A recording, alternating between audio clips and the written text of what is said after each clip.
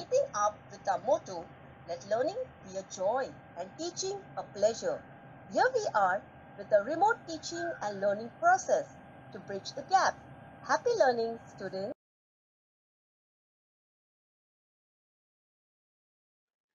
नमस्ते बच्चों, कैसे हैं आप सभी? आशा है आप सभी स्वस्थ और सुरक्षित होंगे। कक्षा 5वीं, विषय हिंदी, हिंदी व्याकरण। आज का पाठ है काल। काल यानी टेंस, भाग 1।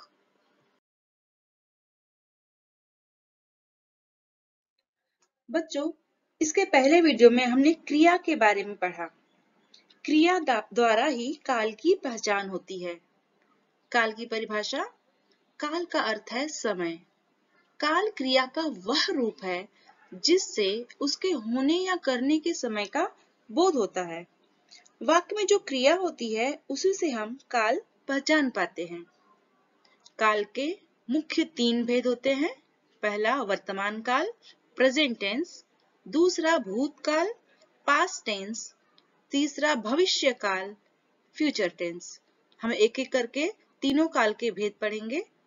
पहले शुरुआत करते हैं वर्तमान काल से। परिभाषा। क्रिया के जिस रूप से क्रिया के वर्तमान समय यानी प्रेजेंट समय में होने या करने का बोध होता है उसे वर्तमान काल कहते हैं। यानी जो काम प्रेजेंट समय में घटित हो रहा हो उसे वर्तमान काल कहते हैं। वर्तमान काल के 3 भेद होते हैं। पहला सामान्य वर्तमान काल, सिंपल प्रेजेंट टेंस। परिभाषा देख लेते हैं। जिस वाक्य द्वारा आज होने वाले कार्य का संकेत मिलता है उसे सामान्य वर्तमान काल कहते हैं। यानी जहां कोई कार्य सामान्य ढंग से वर्तमान में होता दिखाई दे उसे सामान्य वर्तमान काल कहते हैं। इसे पहचानने का आसान तरीका, क्रिया के अंत में प्रायः ता है, ती है, ते है, ता हूं, ती हूं लगा रहता है। यानी वाक्य के अंत में अगर ता है, ती है होता है तो हम आसानी से पहचान पाएंगे कि वह सामान्य वर्तमान काल है। उदाहरण द्वारा और इसे आसानी से समझ पाते हैं। किसान खेत में हल चलाता है। यहाँ पे क्रिया हमारा चलाता है तो ता है इसीलिए यह सामान्य वर्तमान काल हो गया। दूसरा उदाहरण, गाय घास चरती है। चरती है, यहाँ पे ती है तो ये भी सामान्य वर्तमान काल हो गया।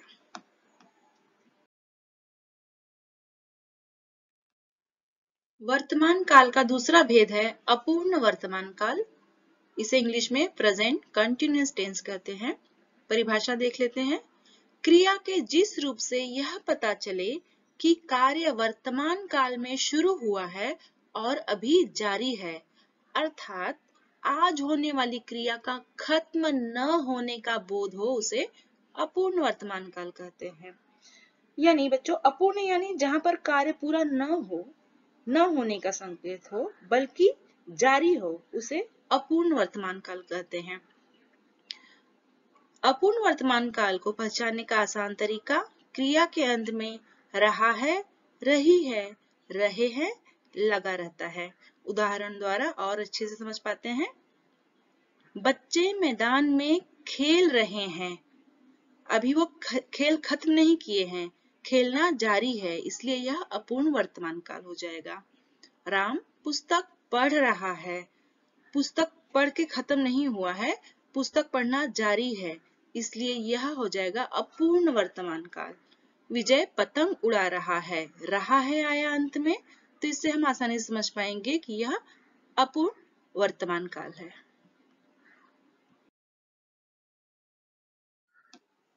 वर्तमान काल का तीसरा भेद है पूर्ण वर्तमान काल, प्रेजेंट परफेक्ट टेंस।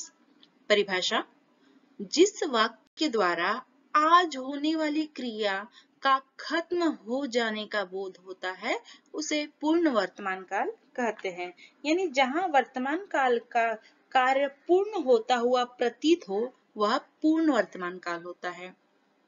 वह पूर्ण वर्तमान काल के वाक्यों को समझने का आसान तरीका, वाक्य के अंत में या है, ये है, ये है, आ, ई, ए है, चुका है, चुकी है, चुके हैं लगा रहता है, वह वाक्य पूर्ण वर्तमान काल होता है। आइए उदाहरण देख लेते हैं। तुम्हारा पत्र आया है, अंत में या है तो पूर्ण वर्तमान काल। राम खाना खा चुका है, पूर्ण वर्तमान काल। मीना बाजार गई है, ई है तो यह भी हमारा हो जाएगा पूर्ण वर्तमान काल। भूतकाल यानी पास्ट टेंस परिभाषा, क्रिया के जिस रूप से क्रिया के बीते हुए समय में होने या करने का बोध होता है उसे भूतकाल कहते हैं। यानी जो समय बीत चुका हो उसे भूतकाल कहते हैं। भूतकाल के भी 3 भेद होते हैं। पहला देख लेते हैं, सामान्य भूतकाल, सिंपल पास्ट टेंस। परिभाषा, जिस वाक्य द्वारा क्रिया बोलने से पहले ही हो जाने का बोध होता है, अर्थात बीते हुए समय में क्रिया के होने का पता चले, यानी क्रिया बीत चुकी है, उसे सामान्य भूतकाल कहते हैं। सामान्य भूतकाल वाक्य को पहचानने का आसान तरीका, क्रिया के अंत में आ, ई, ए या ये लगा रहता है। आइए आगे की स्लाइड में इसे उदाहरण द्वारा और अच्छी तरह हम समझ ले। उदाहरण, राम ने रावण को मारा। वाक्य के अंत में आ की मात्रा है, ये भी हो जाएगा हमारा सामान्य भूतकाल। विमला बाजार गई, वाक्य के अंत में ई है, ये भी हो जाएगा सामान्य भूतकाल। लोग सड़क पर जमा हो गए, ए है, ये भी हो जाएगा हमारा सामान्य भूतकाल।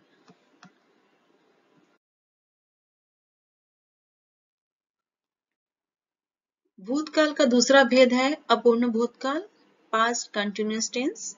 परिभाषा, क्रिया के जिस रूप से यह सूचित होता है कि क्रिया बीते हुए समय में पूरी नहीं हुई परंतु जारी रही, उसे अपूर्ण भूतकाल कहते हैं। यानी बच्चों, जहां पर कोई कार्य अपूर्णता को दिखा रहा हो, यानी बीते हुए समय का कार्य जारी है, वह अपूर्ण भूतकाल कहलाता है। अपूर्ण भूतकाल के वाक्य को समझने का आसान तरीका, क्रिया के अंत में रहा था, रही थी, रहे थे लगा रहता है। आइए उदाहरण देख लेते हैं। बंदर पेड़ पर कूद रहा था, वह कूद रहा था, कूदना खत्म नहीं किया उसने, तो रहा था वाक्य के अंत में है तो हम आसानी से पहचान पाएंगे कि यह अपूर्ण भूतकाल है। उसी तरह से आसमान में चिड़िया उड़ रही थी है तो यह भी हो जाएगा हमारा अपूर्ण भूतकाल।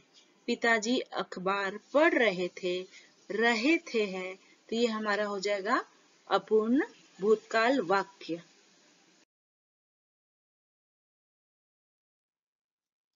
भूतकाल का तीसरा भेद पूर्ण भूतकाल, पास्ट परफेक्ट टेंस। परिभाषा, क्रिया के जिस रूप से यह सूचित होता है कि भूतकाल की क्रिया को समाप्त हुए बहुत समय बीत चुका है, उसे पूर्ण भूतकाल कहते हैं। यानी क्रिया खत्म हुए काफी समय बीत चुका है, वह पूर्ण भूतकाल कहलाता है। पूर्ण भूतकाल के वाक्य को पहचानने का आसान तरीका, क्रिया के अंत में आ, ई, ए या ये था, थी, थे, चुका था, चुकी थी, चुके थे लगा रहता है।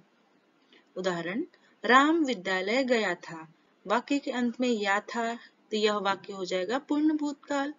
सीता ने कई चित्र बनाए थे, यहाँ वाक्य के अंत में है ए थे, यह वाक्य भी पूर्ण भूतकाल। माँ ने बहुत सारी रोटियां बनाई थी, वाक्य के अंत में ई थी है तो यह वाक्य भी पूर्ण भूतकाल वाक्य कहलाएगा। बच्चों, इसके अगले वीडियो में हम काल का तीसरा भेद भविष्य काल के बारे में पढ़ेंगे और कई उदाहरण द्वारा काल के तीनों भेद को और अच्छी तरह समझेंगे। तो बच्चों, इसी तरह हर दिन कुछ न कुछ नया सीखते रहिए, स्वस्थ रहिए, सुरक्षित रहिए। धन्यवाद।